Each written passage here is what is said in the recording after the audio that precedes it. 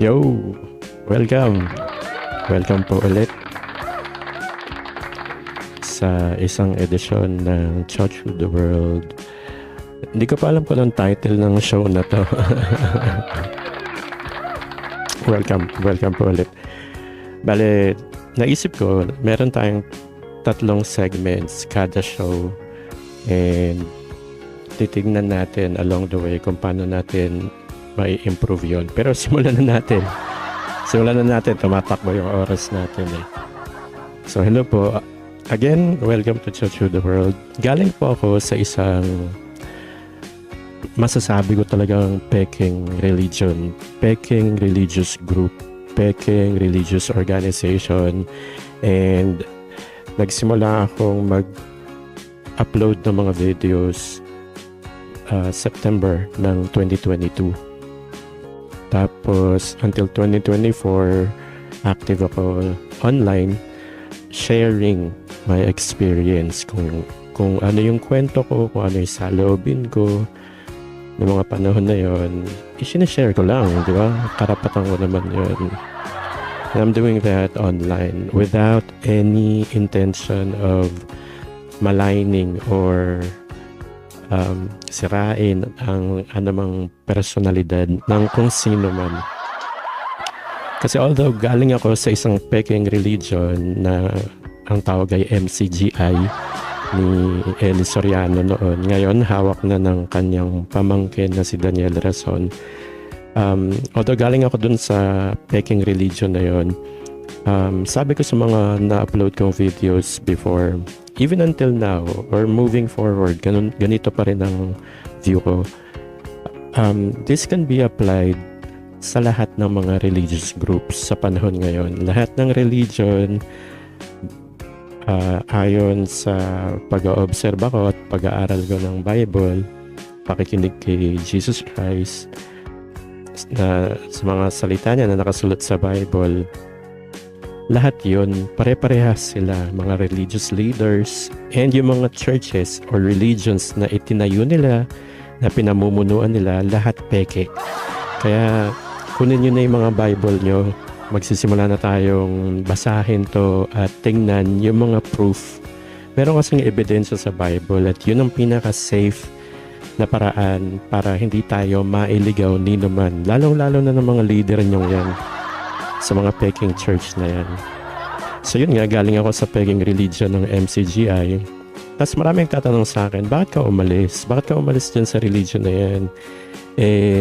Knowing na 22 years ako doon, na yun ang pinaniwalaan ko, nandun nakabase yung faith ko.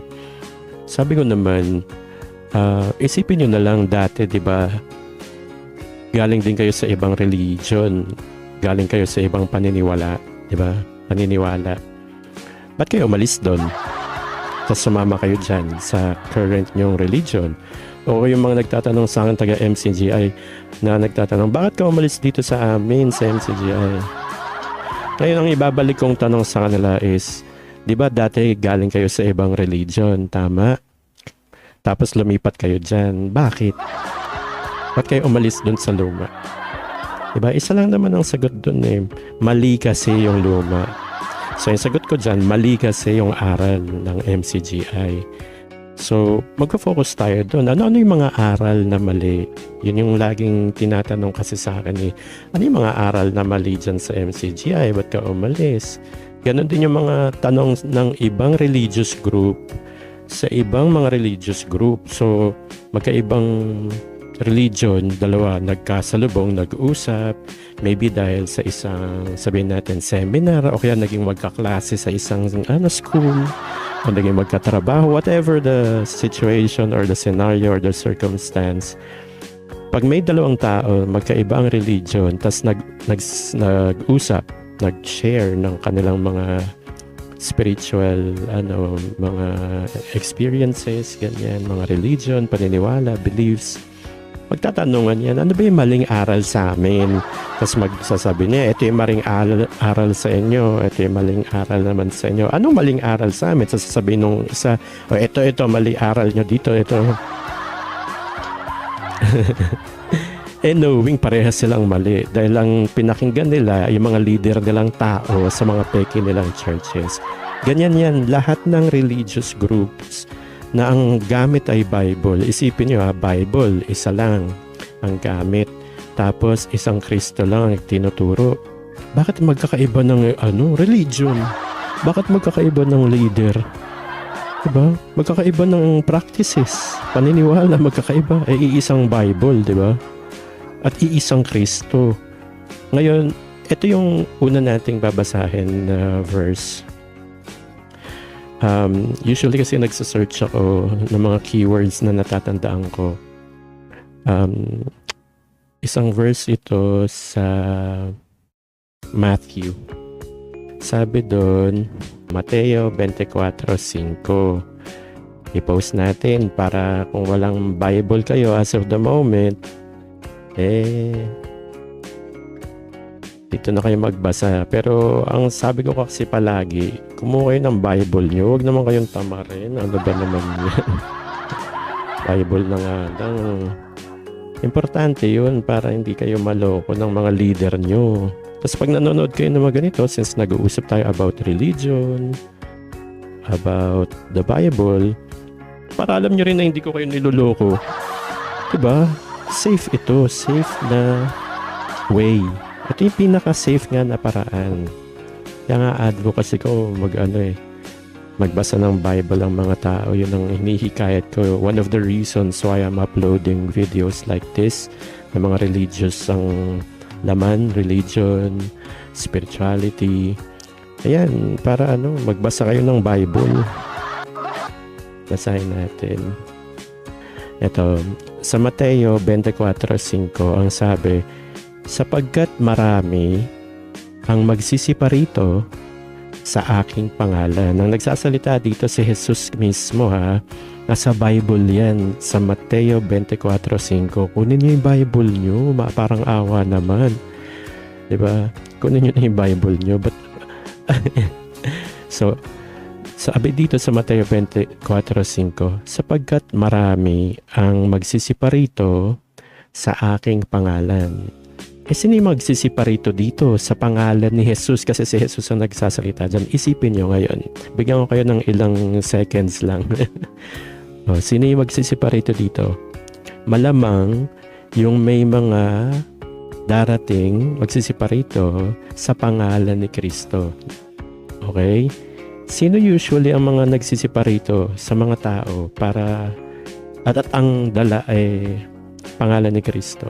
Di ba yung mga religious leaders gumagamit ng Bible, dala-dala pangalan ni Kristo, sinasabi, eto kami, dala namin si Kristo. Di ba? Isipin niyo yun. Naisip niyo na. Di ba? Ang dali lang isipin pag si Kristo talaga pinakinggan mo at nagbasa ka sa Bible. Hindi niyo pinakinggan yung mga manlolokong leaders ninyo sa church niyo. Diba? Sapagkat marami ang magsisiparito sa aking pangalan. Sabi ni Jesus yun. Yung mga leader nyo nagsiparito sa pangalan ni Jesus, diba? So lahat yan. Lahat sila, they fall dito sa statement ni Kristo. O para mapagtibay na sila to. Kasi pwedeng suspect pa lang yan. Kasi isang ebidensya pa lang. Baka naman, let's give them the benefit of the doubt.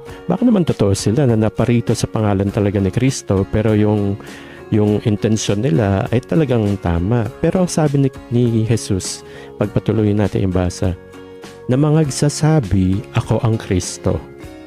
So lahat ng mga religious leaders niya na nagsiparito sa pangalan ni Jesus, mga nagsasabi, ako ang Kristo. Ibig sabihin, ipapangaral talaga si Kristo. Hindi nila sasabihin sila si Kristo mismo. Ang tanga-tanga naman doon. Maahalata agad na manloloko. Pero may gumagawa ng ganun and take note. Yung gumagawa ng ganun na nagsabing sila si Kristo, si Jesus Christ, may mga followers pa rin, di ba? Parang mga tanga na yun. Hindi mo talaga may iwasan na kahit lantaran ng niloloko, may mga naloloko pa rin. Sobrang nabubulag talaga. Isipin nyo na lang, na ganun na yung level ng mangangaral nila, ng leader nila sa grupo nila, sa religious group nila.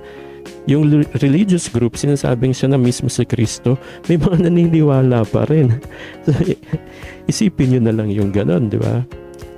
Ito mga leader nyo sa church, kahit ano pang religion yan, kahit sino pa yung religious leader mo, mapakatoliko ka, Iglesia ni Cristo, member dyan sa MCGI, Methodista ka, Mormon ka, any religion na gumagamit ng Bible as their book of faith or yung reference nila at may grupo kayo at may leader kayo mga tao, yung mga namumuno sa inyo, kahit anong tawag nila sa sarili nila, kahit na i-deny nila yan, pare-parehas silang ng function at posisyon. Huwag nila tayong lokohin. Kaya nga member lang kayo kasi leader sila, di ba? Isipin nyo na lang yun.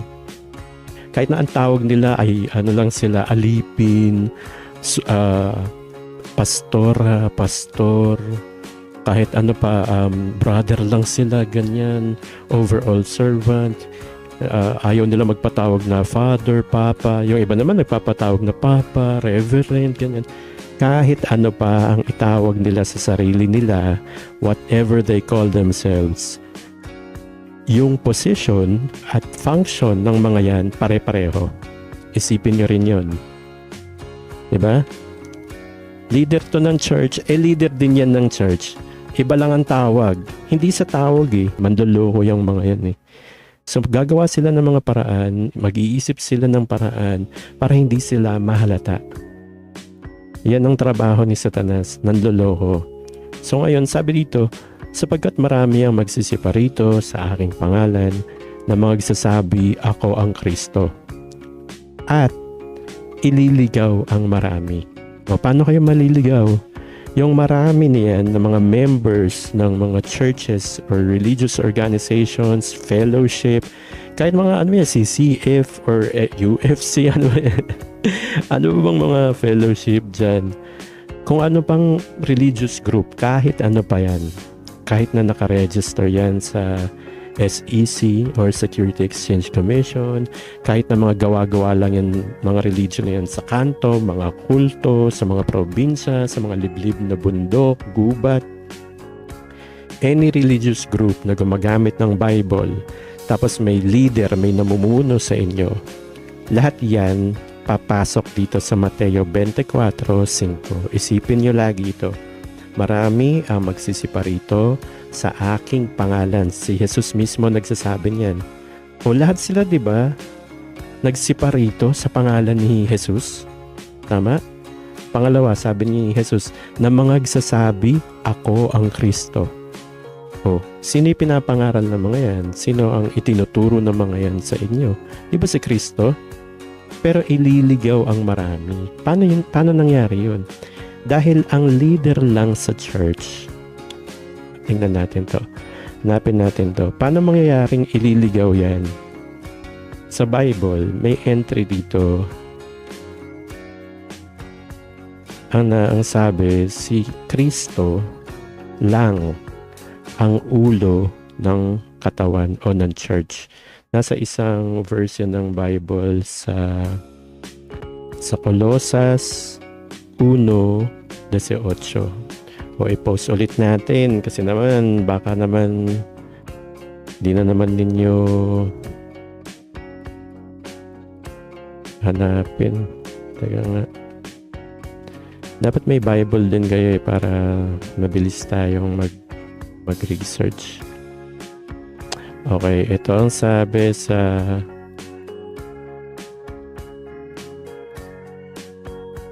Colosas 1:18. Okay, post natin. Okay, ang sabi sa Colosas 1:18. Kailangan ko lang i-copy-paste yun para mabasa natin. Okay, ang sabi dito, at siya ang ulo ng katawan sa makatuwid bagay ng iglesia. Diba? Yung siya dyan, si Jesus Christ yun. Kapag itinaas nyo yung basa sa verse 17, 16, 15, pataas. O kaya basahin nyo yung Colossus, buong chapter 1, kahit kompletuhin yun. Ang tinutukoy dito sa chapter 1 si Jesucristo, sa chapter 1 verse 18. Yung siya, yung ulo ng katawan, si Jesus Christ yan. Sa makatuwid bagay ng iglesia, like He is the head of the body, the church. Yun sa English, sa King James Version. So yung ulo dyan, head ng katawan ng church yon, sa makatuwid bagay ng iglesia, church yon. Ulo ng katawan, ulo ng church, head ng church, leader ng church, namumuno dapat sa church. Sabi sa Colossus 1:18, siya yon, si Jesus Christ yon. Pag binasa pa natin ito, na siya ang pasimula, ang panganay sa mga patay, upang sa lahat ng mga bagay ay magkaroon siya ng kadakilaan. So si Jesucristo talaga to. Ngayon, tingnan niyo, sabi dun sa unang verse na binasa natin, ililigaw yung marami. May mga magsisiparito. Marami ang magsisiparito. Nadala-dala ang pangalan ni Kristo, ipapangaral si Kristo, pero ililigaw ang marami. Paano nila yon magagawa? Ililigaw nila yon kasi ang daan ay si Kristo papunta sa Diyos Ama. May entry yon sa Bible. Ngayon, sabi din ng Diyos Ama, may entry sa Bible na ito ang sinisinta kong anak, siya ang inyong pakinggan. Si Kristo ang tinutukoy niya. Lahat kay Kristo eh.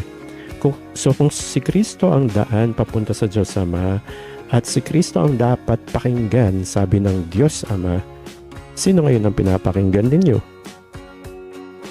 Mga leader nyo, di ba? Na ang dala-dala pangalan ni Kristo, na ipinapangaral si Kristo, pero inililigaw kayo kasi sila yung pinapakinggan nyo. Dahil sila yung namumuno sa church nyo. Kahit ano pa ang sabihin nila, kahit pa ligoy-ligoy pa, kahit ano pa ang bali-baligtarin nila dyan, hindi magbabago to na sila, yung mga leader nyong yan sa mga churches ninyo, ay yung tinutukoy dun sa unang verse na binasa natin, na ililigaw kayo. Dahil imbis na kay Kristo kayo makapunta, sa kanila kayo mapunta. And sila yung papunta sa hukay. Mga bulag na taga-akay yan, sabi ni Kristo. Hanapin natin yon. Last verse na muna to. Tapos, dadako tayo sa ibang segment natin. Pero ang sabi kasi ni Kristo, sa Mateo 15:14, sabi doon, i-post ulit natin, Mateo 15:14.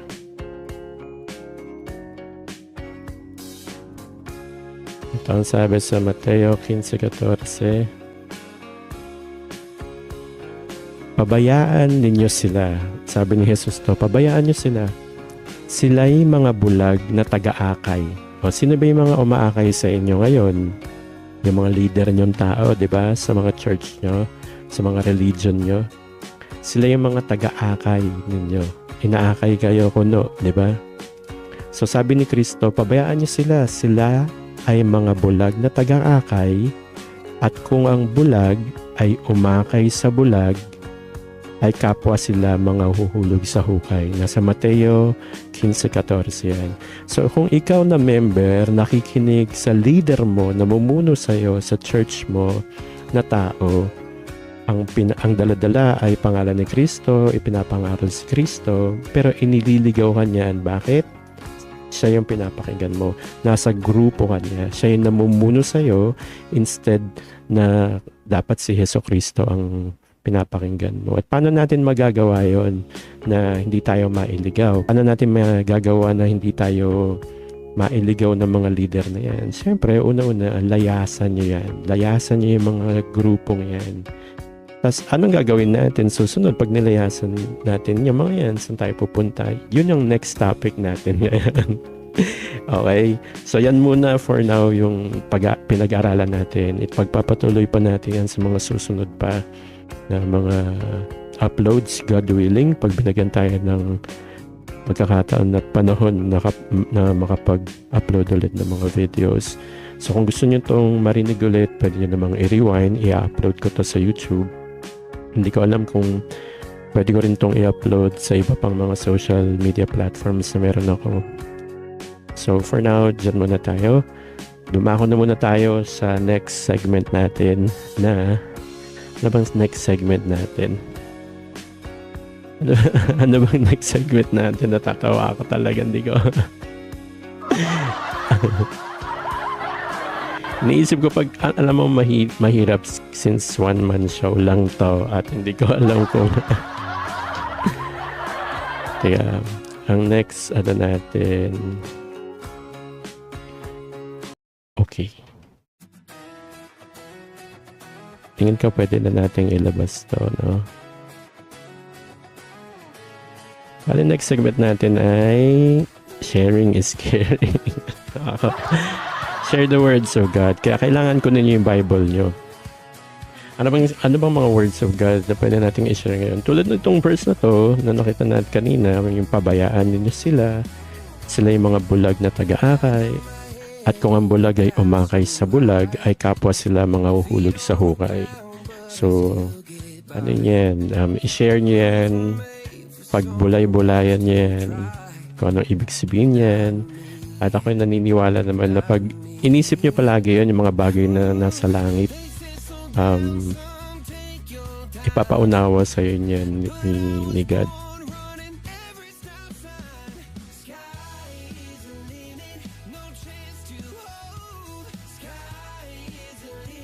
Ayun.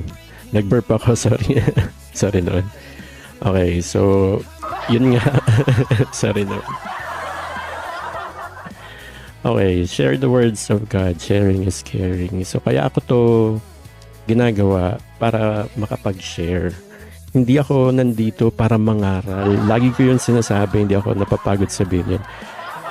Iba kasi yung pag-share ng salita ng Diyos versus pangangaral. May ginagawa ng mga leader nyo na nagtayo ng mga sarili nilang churches, sarili nilang grupo na nagsasalita sa tapat ng pulpito, sa tapat ninyong mga miyembro. Hindi naman yun ang ginagawa ko. Nagsishare lang ako. Kaya nga sabi ko, kumuha kayo ng Bible eh. Yun ang advocacy ko, magbasa tayo ng Bible. So, yung mababasa ko dito, yun ang sinasabi ko. Hindi galing sa akin yun, binasa ko nga lang. So, dapat ganun din kayo. Dahil yung mga salita ng Diyos na nasa Bible, na nakikita niya sa Bible, di naman kailangan ipaliwanag pa yan eh. Isipin nyo ha, si Jesus Christ ay bugtong na anak ng Diyos. Diyos yun. Ang ama niya ay yung gumawa ng buong universe. Isipin yun. Gumawa sa'yo. Gumawa sa universe. At balita ng mga scientists, marami pa raw universe. Isipin mo, ang laki-laki ng universe. Tapos, kung marami pang ganun, tapos ang Diyos, ama ang gumawa, napakadakila nun, di ba? At ang bugtong na anak nung gumawa nito, nag-create sa ating lahat, at lahat ng mga nakikita at di nyo nakikita, ang bugtong na anak nun, si Jesucristo. Sinugo ngayon ng Ama yung bugtong na anak niya dito sa earth para iligtas tayo, para ipangaralan tayo, para turuan tayo.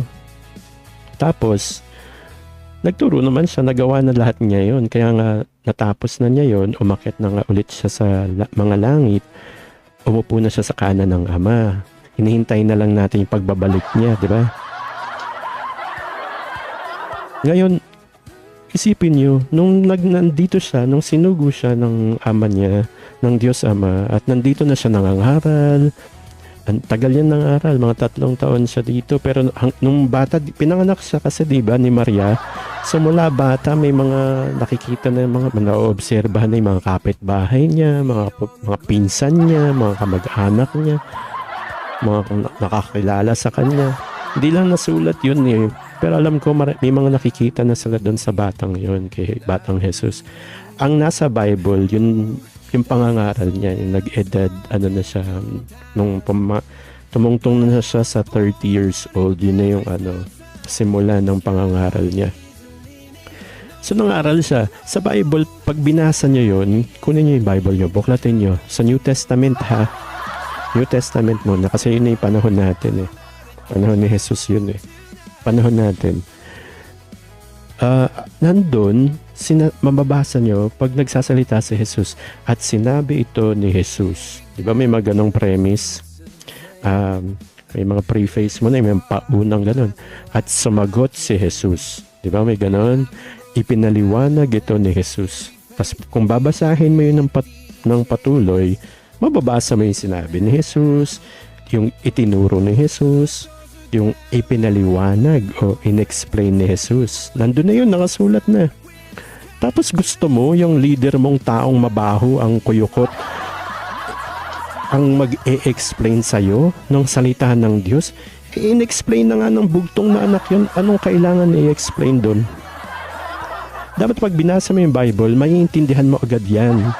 Dahil pag hindi mo naiintindihan ng Bible, demonyo ka niyan. May mga nakilala ko, may mga naririnig ako hanggang ngayon. Sabi nila, di kasi ako nagbabasa ng Bible eh. Sabi ko, bakit?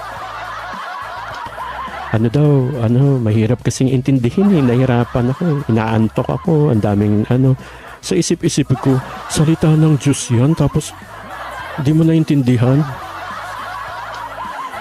Not knowing, nasa side ko not knowing, na-influensyahan pala yung kausap kong yun, yung naparinggan ko ng ganun yung reason kung bakit di siya nagbabasa ng Bible.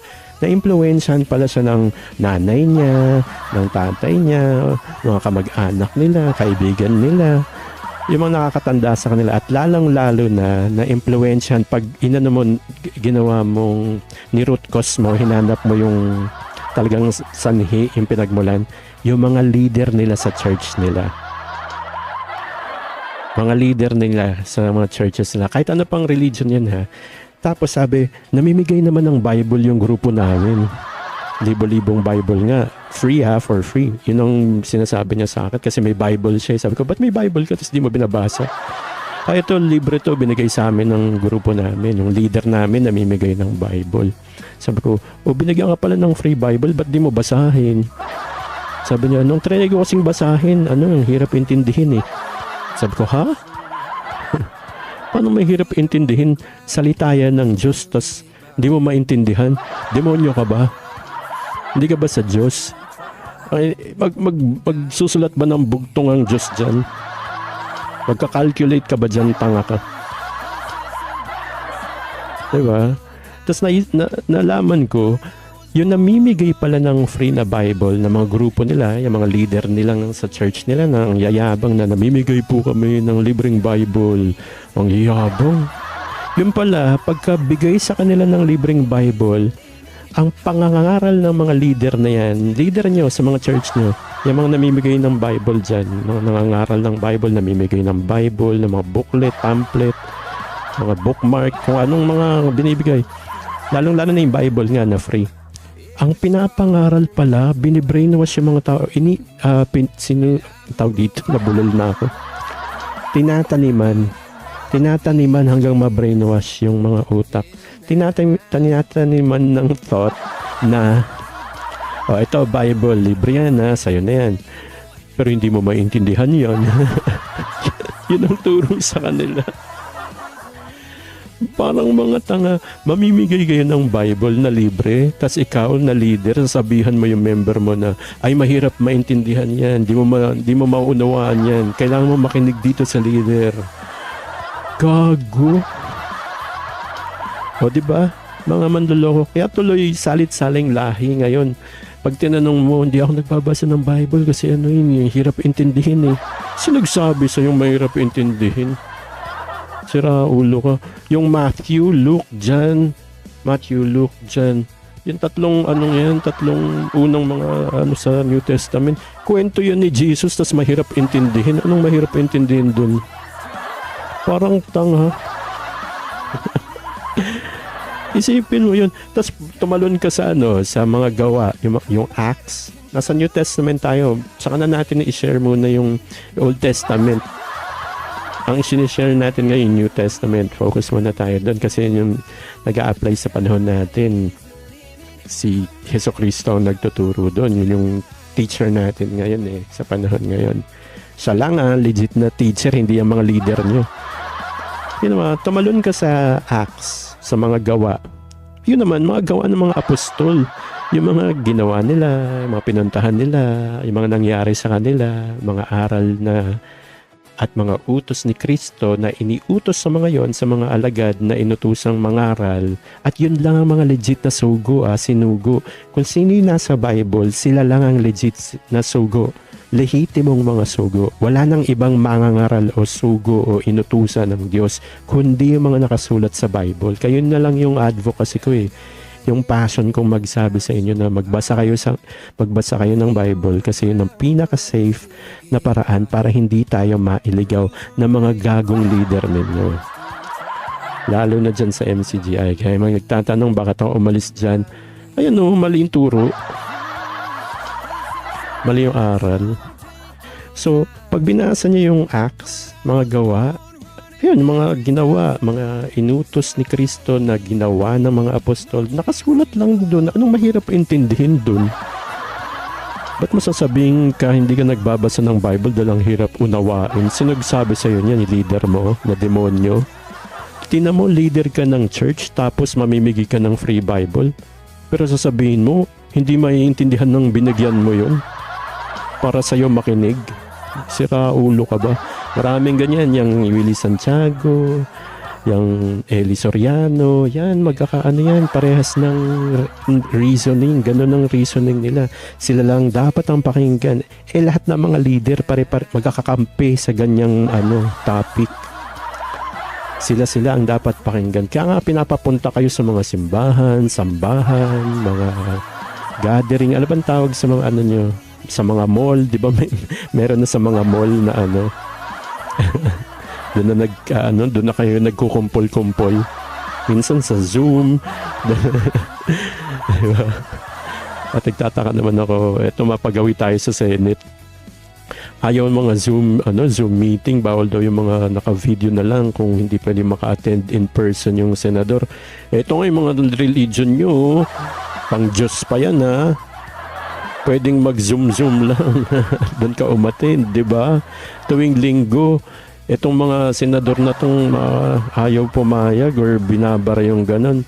Pwede naman yun. Tuwing linggo nga, sa Zoom ka lang or sa TV ka lang nagsisimba.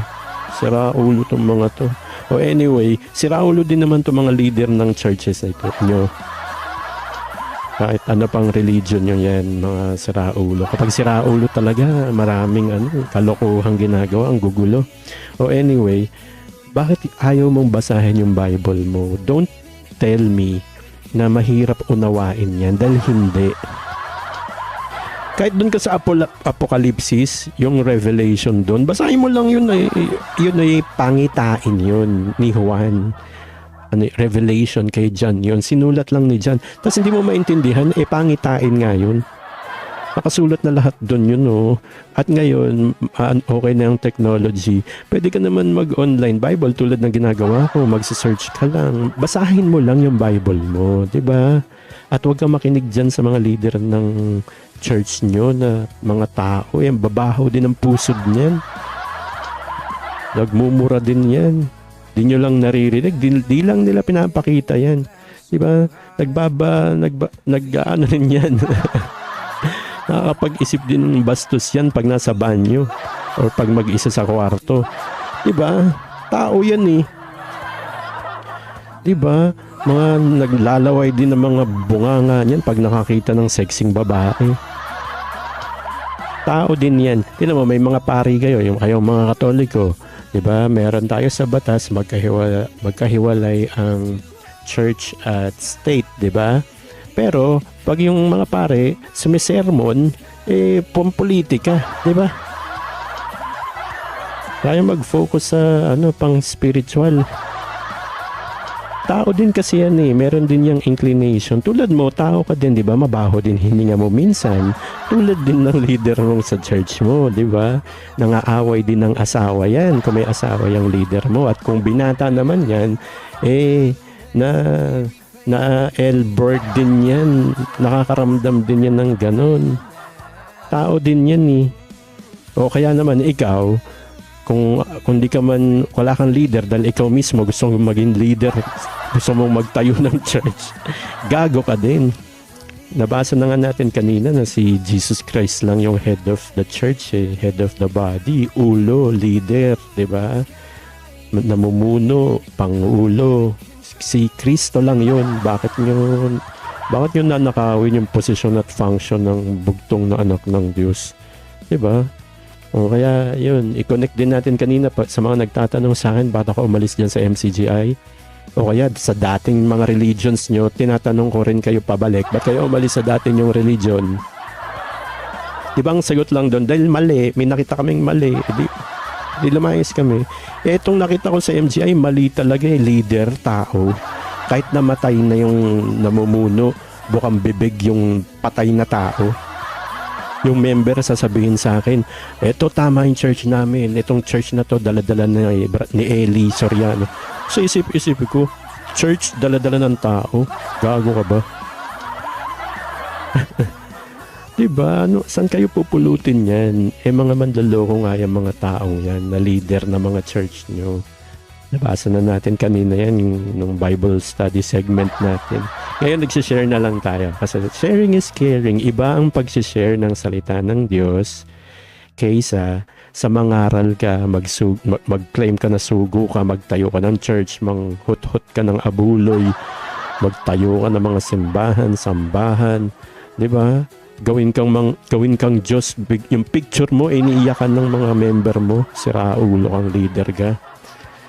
Tarantado itong mga ito, na high blood ako Dapat dyan sa mga yan, kinukulong. At ito naman ang ano ko sa mga senador ulit natin at kongresista, ganyan. Gawa kayo ng batas. Itaksan nyo yung mga churches na yan.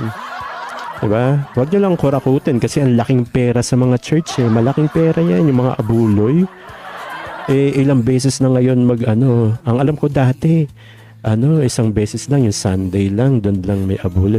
Ngayon, yung mga churches ngayon, 3 araw yata, o kada punta mo, dahil meron ng GCash, meron ng mga, diba, mga wallet, online, hihingan ka ng mga yan, non-stop yan manghingi. Ang yaman ng mga yan. Sino ba ang natin? Nagawa na ba ng Committee on Finance? Sino ba ngayon ang nasa Senate na naging chairman nun ngayon? Di ba? Panukalain natin na taksa ng mga church. Huwag nyo lang kukurakutin. Mas malaking to kaysa sa DPWH flood control scandal. Mas marami kayong makikitang pera sa mga simbahan na yan na pinamumunuan ng mga lider nyong magnanakaw. Bakit ko sinabi magnanakaw? Function at posisyon ni Kristo Jesus, ninakaw nila yung pagiging leader. Kahit ano pang ipatawag nila sa sarili nila na alipin lang sila, brother lang sila, sister lang sila, alipin lang sila. Pero yung function at posisyon na hindi dapat sa kanila kasi kay Kristo yun, ayun, ninakaw nilang lahat. Agawan pa sila lahat sila leader, ang dami-daming religion, di ba? Iba-iba yung paniniwala. Itinuturo sa inyo ng mga leader nyo, kanya-kanya, iba-iba kayo ng paniniwala. Kaya pag nagkakita yung dalawang magkaibang paniniwala, mag-aaway. Ito yung sabi sa amin, ito yung turo sa amin. Mali yan, ito kasi yung turo sa amin. Mga tanga, parehas kayong mga mali. Mga mali kayong lahat pala. Lahat ng churches yan na may leader na tao, mga mali. Dala-dala lang yung pangalan ni Kristo, pero inililigaw kayo kasi nga, imbes na si Kristo ang pakinggan ninyo, ang samahan ninyo, umanib kayo kay Kristo. Kung kanino kayo sumanib at nakinig dyan sa mga taong yan, sila yung nagtayo ng mga church nila, tapos sila yung leader, tapos doon kayo pumunta. Naligaw kayo, di ba? Apakadali lang naman yan, dali-dali lang isipin, di ko alam. Diba? Kaya mag-share kayo ng salita ng Diyos. Okay yan. May verse sa Bible. Hanapin natin. Sabi ng Diyos yun, i-share natin itong verse na to. Habang nakikinig kayo ng background music, search natin to. Sabi sa isang verse ng Bible. Sa unang Korinto 14:3. Simulan natin dun. Unang Korinto 14:3. Okay. I-paste ko muna at ayaw niyong kunin yung Bible niyo eh. Total na mabilis tayo eh. Okay, sabi dito sa unang Korinto.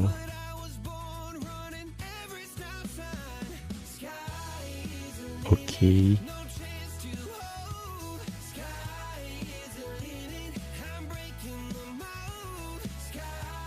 Okay, sabi dito sa unang Korinto 14:3, datapwat ang nanghuhula ay nagsasalita sa mga tao, sa ikatitibay at sa ikapangangaral at sa ikaaaliw. So pwede kang magsalita sa mga tao para sa ikatitibay. Yung ikapangangaral dito, pag tinignan nyo yung original na salin, kasi yung New Testament, this was from the Greek, Greek talaga yan isinulat. Tapos nung iti-translate sa English, it's yung encouragement, yung ikapangangaral dito nakikita nyo yan. Encouragement yon, or to uplift yan,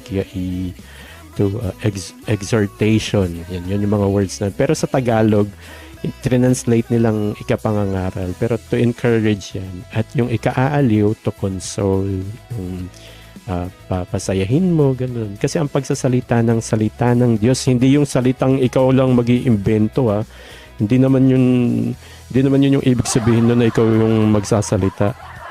So dito, pwede kang magsalita, pinapayagan ka magsalita. So kapag tinaas mo pa yung verse yan, di ba?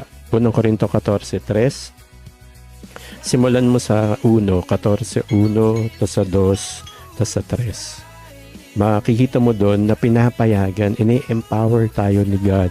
Gusto ni God na magsalita tayo ng salita niya. Tingnan mo, bakit kapag babawalan ni God na magsalita o mag-share ng salita niya? 'Di ba? Hindi naman yun, parang yan lang din yung ginagawa ng mga leader ng churches ngayon. Kahit sino pa yan, kahit ano pang religion mo. Tulad ng example natin kanina, ang daming ayaw magbasa ng Bible kasi nga daw hindi nila maunawaan. Yung pala, itinuro sa kanila yon ng mga leader nila kasi gusto ng mga leader nila, sila yung pakinggan. So ito naman, gusto mong ini-empower na mismo tayo ni God, ha. Nandito yan sa unang Korinto 14, verses 1, 2, and 3. Basahin nyo lahat yan. Chapter 14 ng 1 Corinthians. Nandun yun, in-encourage tayong magsalita ng salita ng Diyos. Hindi ka naman mag-iimbento ng sarili mo eh. I-share mo lang eh. Kung ano yung nabasa mo, i-share mo. Sharing is caring, di ba? Hindi masama yun. Gusto ni God yun. Kasi kapag tao ka ng Diyos at sinare mo yung salita ng Diyos mo na nasa Bible sa iba pang mga tao, pwede mo silang mapagtibay, pwede mo silang ma-encourage, pwede mo silang mapasaya. Diba? Yun yung dala ng salita ng Diyos eh. Malay mo, mahatak mo yung mga taong nakarinig na yan sa pamamagitan ng mga salita ng Diyos from darkness to light. Diba? Mahila sila sa kadiliman papunta sa kaliwanagan. Yun, pwede kayong mag-share. Ini-empower tayo ni God na mag-share, magsalita ng salita ng Diyos. Bakit ayaw ng mga leader yung gano'n ang gawin natin? Kasi sila daw muna magsasalita kasi sila yung gusto nila ng mga leader na yan, sila yung pakinggan. Kaya ayaw nila kayong magsalita ng salita ng Diyos. Mawawalan sila ng silbi. At mamaya matututo talaga kayong kung ano talaga yung gusto ng Diyos, na sabi ng Diyos, layasan niyo yung mga bulag na taga-akin. Lumayas kayo, dinabawasan sila ng pagkukunan ng mga pangkabuhayan nila. Kaya sabi ko sa inyo, magnanakaw yung mga yan eh. Anyway, lipat na tayo sa susunod natin segment. Basahin niyo muna tong verse na yan habang hinahanda yung last segment natin. Ang last segment natin ay next segment natin ay balik na tayo sa answering comments live. Yay! Answering comments live na tayo. Puntahan na natin ang unang comment natin ay galing kay tingnan natin kay Arnulfo Hinakay. Tinawa 2 years ago, tumigil kasi ako ng pagtingin ng mga in-upload ko videos noong 2024, tapos hindi ko na natignan, hindi na ako nakagawa ng mga live na ganito na pagsagot. So ngayon binabalikan natin. So ito ang sabi ni Arnulfo Hinakay. At ang sabi ni Arnulfo Hinakay ay, nakikita niyo ba? Parang ito yan. Ginawa yung account niya noong Arnulfo Hinakay, ginawa yung account. Uy, may baby, bawal yan, bawal, hindi pwede. Paano ba to Hindi, nakita lalo. Ayan. Bawal yan, gago tong Arnulfo. Yung mga picture ng bata, huwag niyong gagawing ipopost-post sa online. Buisit. Itong Arnulfo Hinakay. Dito pa lang nararamdaman kong tanga na to eh. Tingnan natin. Mapoprove natin mamaya. Account niya ay ginawa noong May 12, 2023.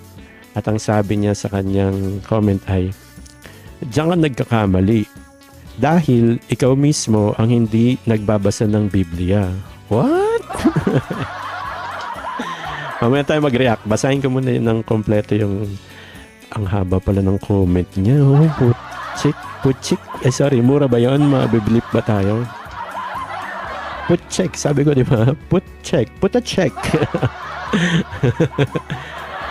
Ay, diyan nagkakamali, sabi ni Arnulfo Hinakay. Dahil ikaw mismo ang hindi nagbabasa ng Biblia. Inutos po yan ng Panginoong Jesus sa kanyang mga alagad. Mababasa natin yan sa aklat ng Mateo 28:19 hanggang 20. Kaya't habang kayo'y humahayo, gawin ninyong alagad ko ang mga tao sa lahat ng bansa. Bautismuhan niyo sila sa pangalan ng Ama, ng Anak at ng Espiritu Santo. Turuan niyo silang sumunod sa lahat ng mga iniuutos ko sa inyo.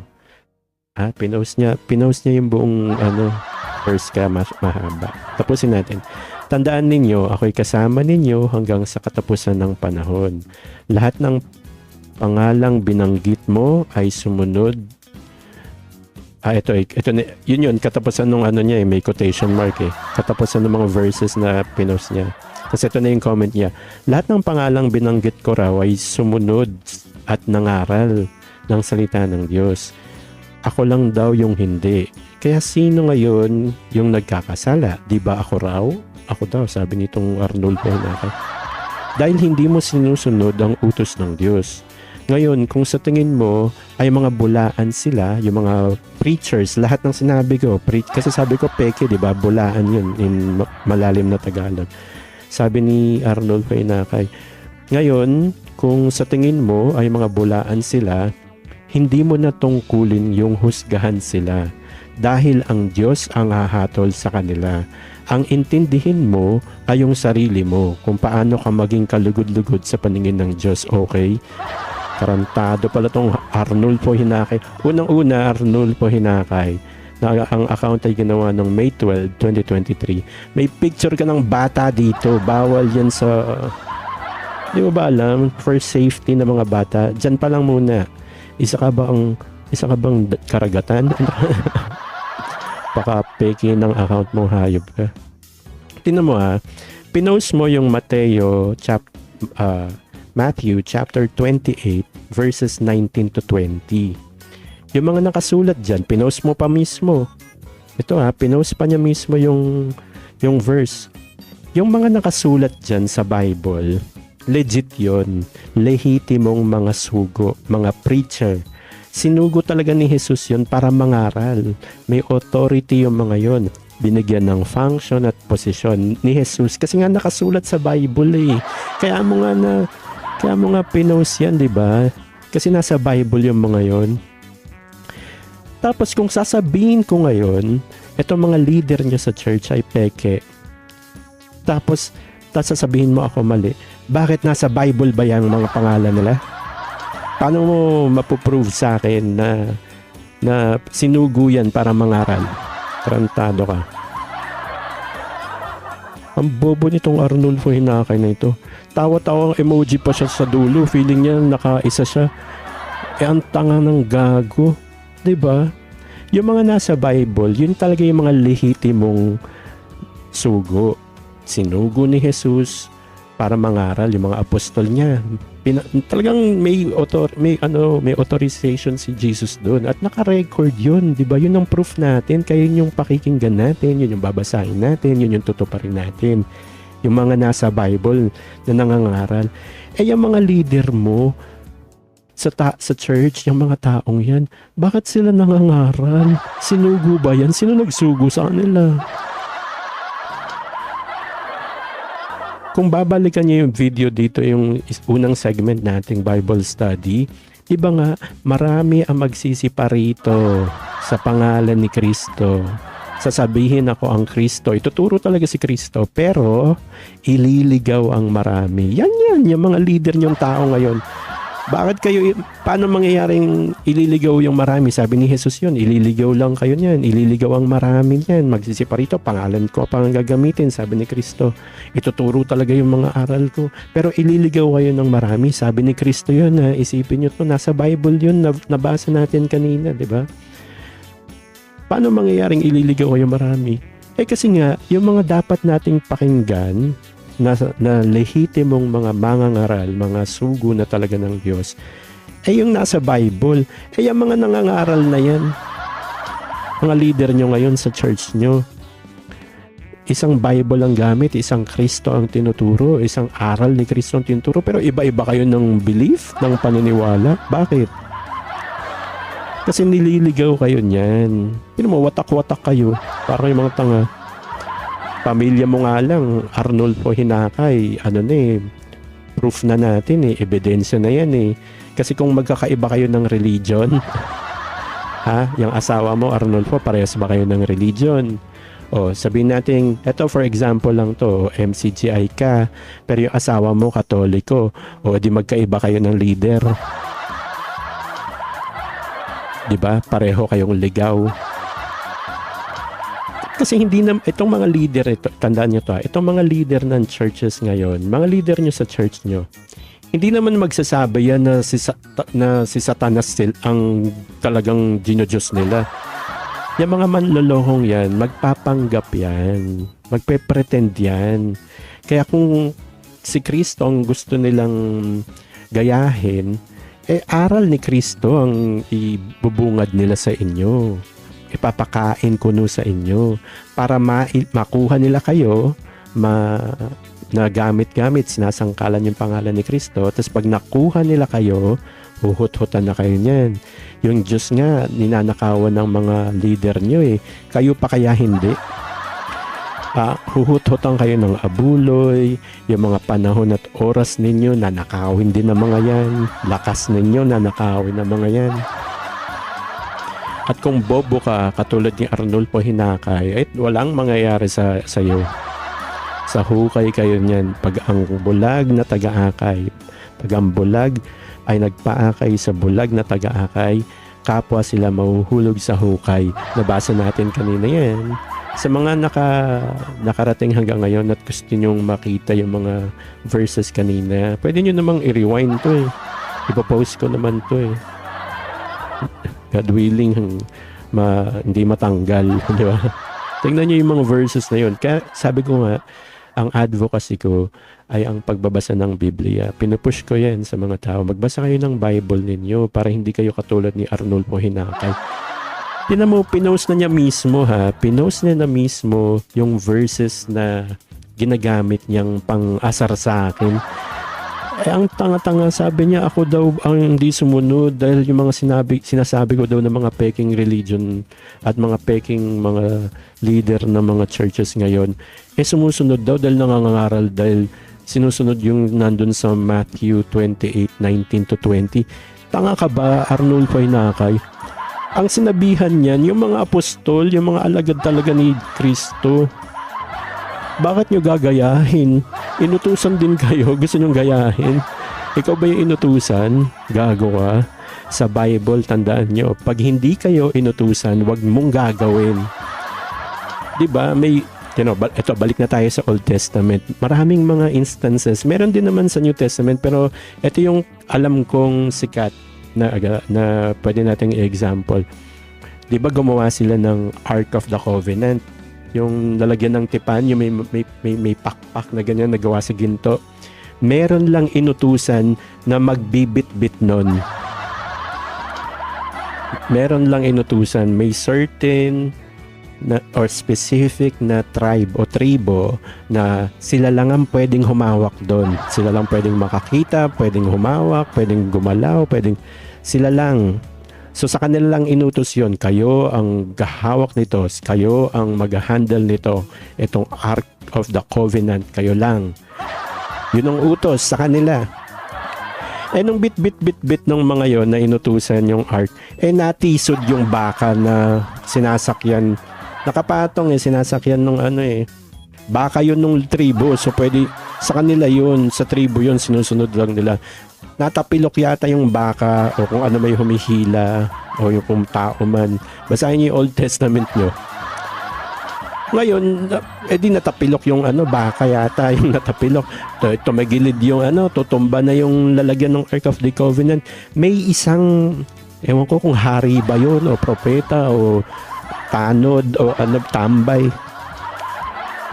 Merong isang tao na sa kagustuhan niyang wag mabagsak, wag bumagsak yung Ark of the Covenant kasi alam niyang mahalaga yun Sinalo ni bakla, sorry, yun ang term ko, pang slang lang tayo ngayon. Answering comments na tayo segment na natin to So sinalo nung mama kasi mga babagsak. Uy, sayang to, baka masira, mahalaga to. O ano nangyari sa kanya? Diba? Basta hanapin na nga natin dun. Teka, so nandyan muna kayo. Hahanapin ko mismo yung verse na yon. Ay, nako. Yun ang sinasabi ko. Ano yung keyword na pwede natin doon? Alam ko letter S yung sumalo nun si Saul ba? Saul? Samuel? Tingnan nga natin. Si Haring Saul ba to? Kasalukuyan kong hinahanap mismo yung verse. Last verse naman natin to. Hindi ko alam kung makakasagot pa tayo ng isa pang comment kasi itong mamang nag-comment tatanga-tanga sa Bible, pag hindi ikaw ang inutusan ng Diyos, wag mong gagawin kasi hindi naman ikaw ang inutusan. Wag kang intimidido. Yung binigay niyang verse sa Matthew 28:19-20, mga apostol lang inutusan doon. Talagang mga sugo yun, naka-record sa Bible yun. Tapos biglang may nakabasang leader mo, ay, inutusan to na inutusan din ako. Gago. Isipin nyo nga yun. Diba? Hindi ka naman inutusan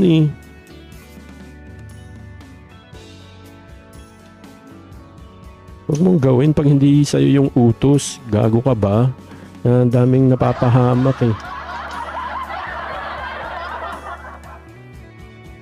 si Uza, hindi pala Uza. Si Uza, sabi nandun daw yun sa ikalawang Samuel. Doon ko pala nabasa yun. Ikalawang Samuel sa is. So, tingnan natin. Ikalawang Samuel sa is. Okay, sabi dito sa ikalawang Samuel sa is hanggang 7. Tingnan natin kung pwede nating i-post to. Okay. Nakita ba natin? At nang sila'y magsidating sa giikan ni Nachon, iniunat ni Uza ang kanyang kamay sa kaban ng Diyos at hinawakan sapagkat ang mga baka ay nangatisod. So ito yung kwento na naalala ko kanina na sinishare ko sa inyo. Sa ikalawang Samuel sa 6. Yan yun. Si Uza, hinawakan niya yung kaban kasi nga yung baka natisod. Hinawakan niya yung kaban kasi nga natisod yung baka mahulog yung kaban, di ba? Pero ang utos doon, hindi pwedeng mahawakan yan or hawakan yan ninuman kung hindi yung tribo na inutusan. May certain people, group of people lang na pwedeng humawak dyan. Sila lang ang pwedeng gumawa ng inutos ng Diyos na yon. Biruin mo si Uza, tinan mo magandang loob lang siguro tong mamang to dahil natisod yung baka, malalaglag yung importanteng, di ba, yung kaban ng Diyos. Eh di hinawakan ni Uza. Anong nangyari? Tingnan natin. Anong nangyari kay Uza, di ba? Sasagutin natin yan tong mamang anong to eh. Sa 7. Ituloy natin sa 7. O di ba natisod na nga yung baka, di ba? Tapos tingnan natin nangyari. Sabi sa 2 Samuel sa 7. So, nung natisod yung baka, hinawakan ni Uza yung kaban. Anong nangyari ngayon? Diba? At ang galit ng Panginoon ay nag-alab laban kay Uza at sinaktan siya ng Diyos doon dahil sa kanyang kamalian at doon namatay siya sa siping ng kaban ng Diyos. Biruin mo yun. Di ba nga, pag may utos ang Diyos sa'yo, halimbawa, sundin mo yon. Pag ginawa yan ng iba, lagot yung gumawa nun. Huwag mo sabihing nagmagandang loob ka na, ikaw na yung gumawa dahil ikaw ba yung inutusan ng Diyos? May direct utos eh. Ganun to ah. Ito yung example natin. Itong si Uza, hinawakan niya yung kaban ng Diyos dahil malalaglag, natisod yung baka eh. Malalaglag yung kaban ng Diyos eh. Ano ginawa sa kanya ng Diyos? Basahin nga ulit natin. At ang galit ng Panginoon ay nag-alab laban kay Uza at sinaktan siya ng Diyos doon. Doon mismo nung hinawakan niya, pinatay agad siya ng Diyos. Tinan mo, pinatay siya ng Diyos. Dahil sa kanyang kamalian. Mali kasing hawakan yan. Hindi utos sa yung hawakan yan. Diba? At doon namatay siya sa siping ng kaban ng Diyos. So ano nangyari? Ikapapahamak mo yan. Pag yung utos ng Diyos na inutos sa partikular na mga tao o tao, tapos ikaw ang nag-intrimitido, ay utos to, nabasa ko. Tapos ginawa mo, baka patayin ka rin ng Diyos. Papatayin ka talaga ng Diyos. Pati yung mga sumunod sa yung mga bulag. Kaya nga sabi nga ng Diyos kanina sa nabasa natin, pag yung bulag na taga-akay ay umakay sa kapwa bulag, yung bulag nyo, kayo mga miyembro na ayaw magsilabas dyan sa mga maling religion na yun. Sa hukay kayo, ano yung hukay? Di patay yun, di ba? Sa mga patay yung hukay. O itutuloy pa ba natin to, Manong, na nag-comment? Yung utos dito sa Mateo 28:19 hanggang 20, kung babasahin mo, pinost mo pa, bobo kang Arnulfo, hinakay ka. Pinost pa talaga niya, di ba? Tibay nitong mamang to. Yung utos na yan, yung inutos ni Jesus, sinong inutusan yan? Yung mga sinugo niyang itaas mo yung, umpisahan mo sa 16, bobo kang mama ka. Sa 19 ka nag-focus, verse 19, itaas mo yung basa mo, tanga. Para kang di nag-aral Tawa-tawa pa siyang emoji dito. Kung may mahaba pa tayong oras talagang ituloy natin to sa susunod. May ganito pa naman tayo pasikatin natin tong Arnulfo hinakay na to. Tanga ka, itaas mo yung basa mo at malalaman mo ng ako na nga. Tayo na nga magtaas para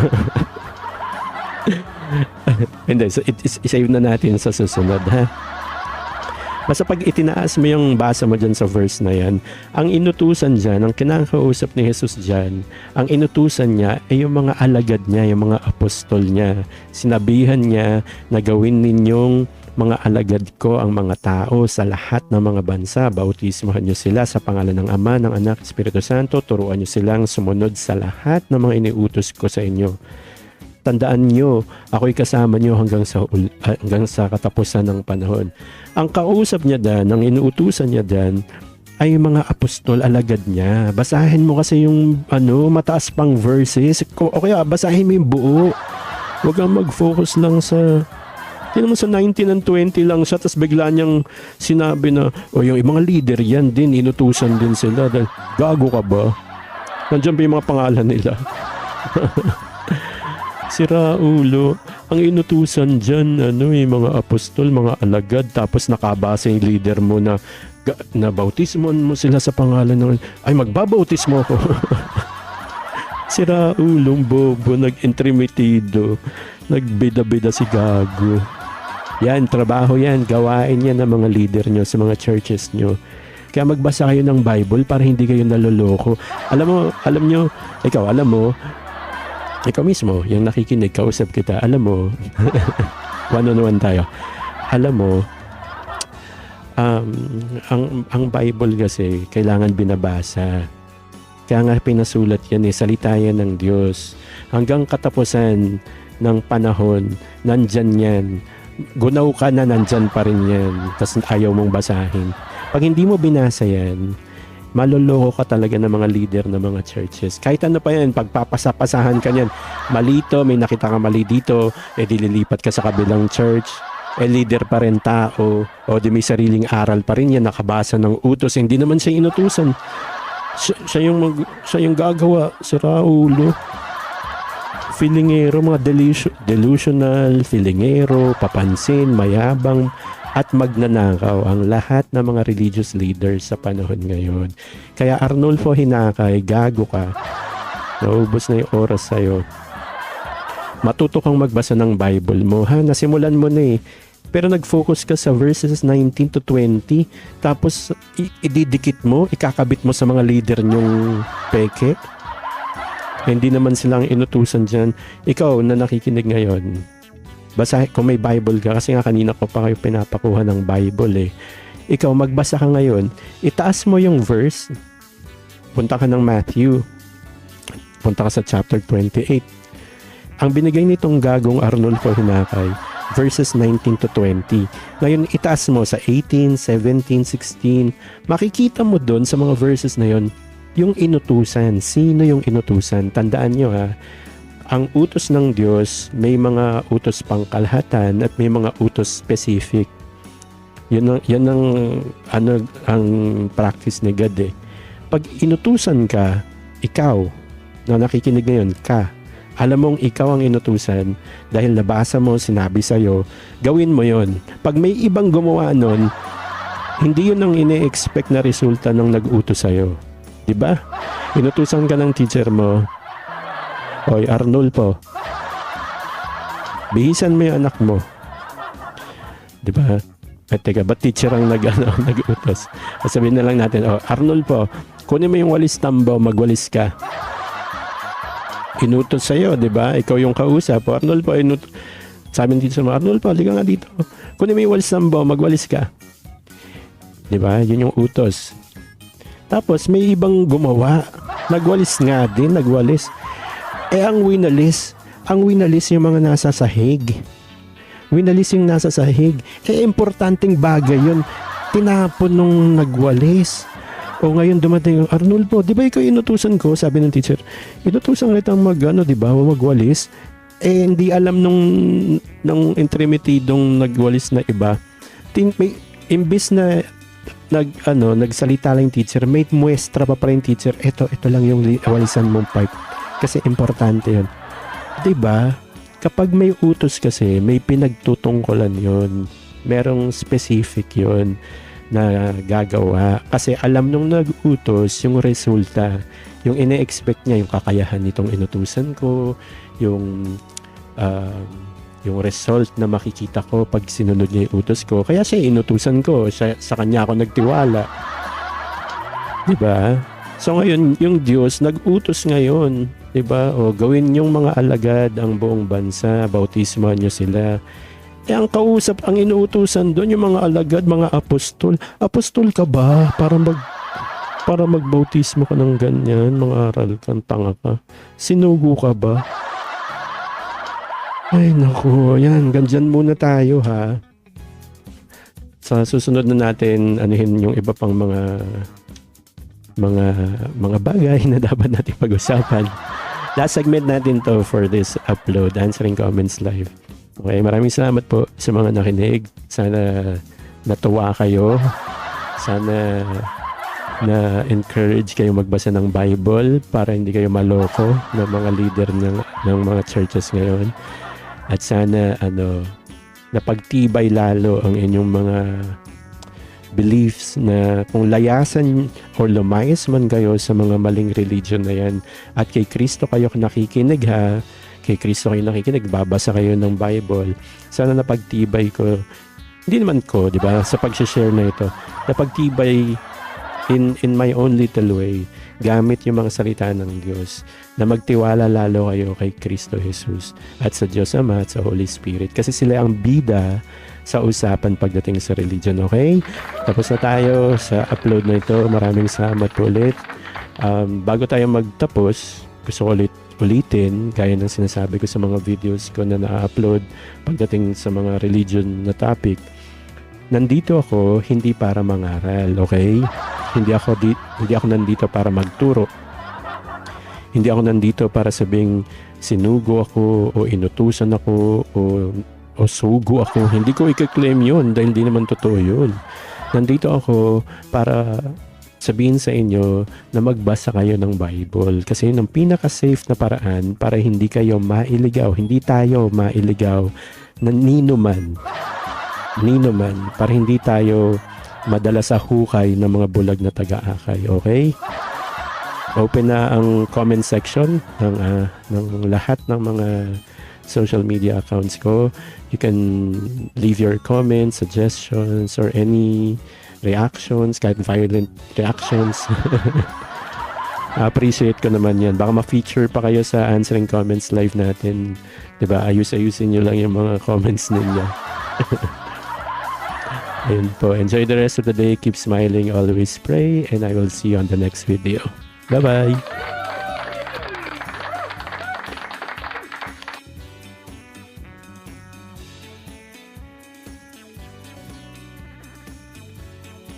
Ayan, maraming salamat po sa pakikinig. Kung nagustuhan nyo yung video na to, you can click the like button. At gaya ng sabi ko kanina, you can leave a comment sa lahat ng social media accounts ko.